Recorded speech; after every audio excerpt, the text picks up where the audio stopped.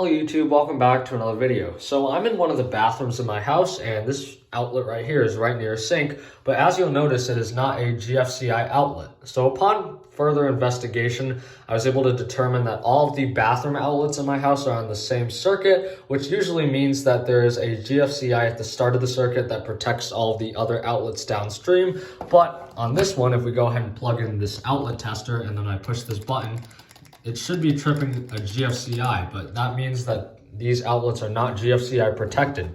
So that's really bad because that means right now if anybody were to say drop a hairdryer in a bathtub, they could potentially lose their life. So I'm in one of the upstairs bathrooms. You can see actually a few years ago I got a little worried, so I put on these sliding outlet covers to stop water from getting in. And actually they are really good for this purpose, but once again, if I plug in this tester, no GFCI protection. Once again, in the master bathroom, we have no GFCI protection. So I was kind of stumped as to what was going on until I walked over here and saw this outlet. So this one looks like the odd one out for a number of reasons. First of all, the faceplate doesn't really match. It also is not flush with the wall, so it looks like someone who wasn't a professional did it. And if I go ahead and I already pre-loosened this plate, I took it off. This kind of confirmed it. This is also a 15 amp outlet on a 20 amp circuit, but this one is missing the plaster ears, which is already non-compliant. But these screws are painted while the actual outlet is not. So this kind of implies that this one was replaced. So this outlet works, which is why it probably hasn't sparked that much concern, but you can see the quality of work here really is kind of subpar, and I guess it is wired correctly to their credit, but again, it's not GFCI protected, so someone probably could get hurt from that. All right, I'm back at the outlet, so just double check it's off, which is great. So now we can go ahead and start removing this thing.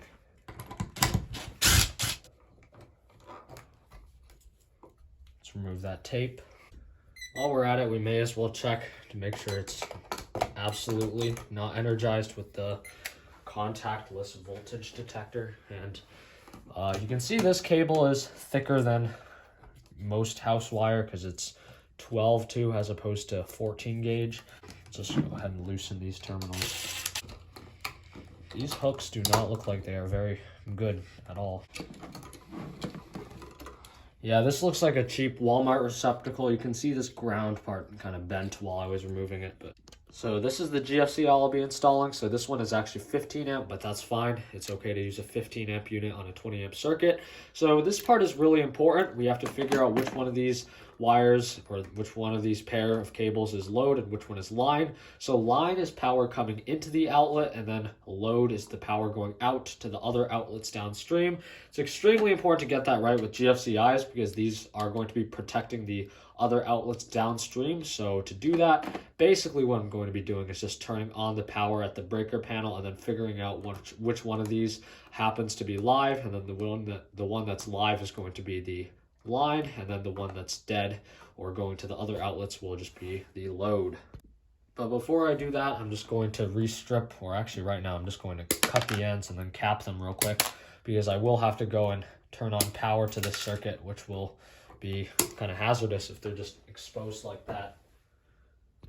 I just quickly turned on the breaker at the panel, so this one here, this one's dead, this one is live. So we know that this right here is the line and then this is the load. I just turned off the power again, so just double check again before we start working on it. And at this point, we can go ahead and strip these cables and then connect the new outlet.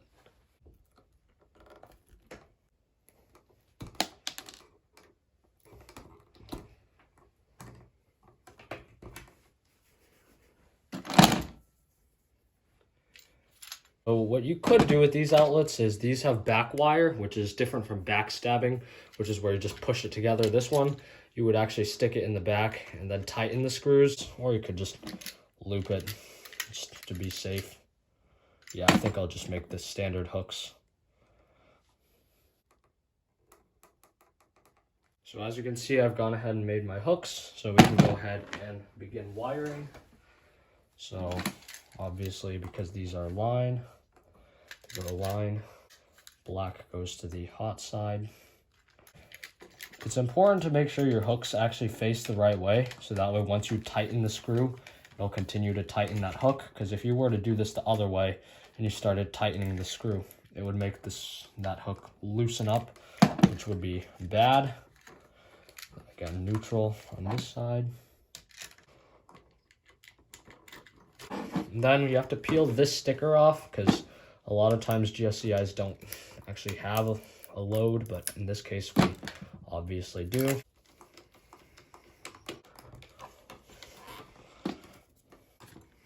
Finally, we do have to connect the ground. This one is probably one of the most important ones because it basically means that if this were to touch the box or something like that, then instead of discharging through something like that, and killing you, it would discharge through the ground wire and into the ground. So just pinch that together and then tighten it.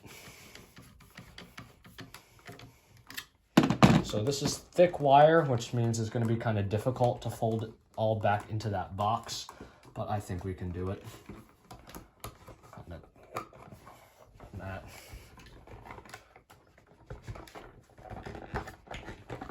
There we go. Usually I do wrap electrical tape around the terminals. However, in this situation, the box is a old work, or not old work, but it's a plastic box. And I generally don't worry too much about that unless it's a metal box.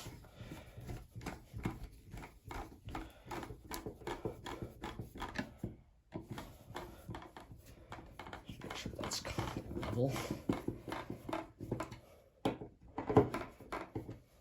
Sweet. So now we can go ahead and put that cover plate on.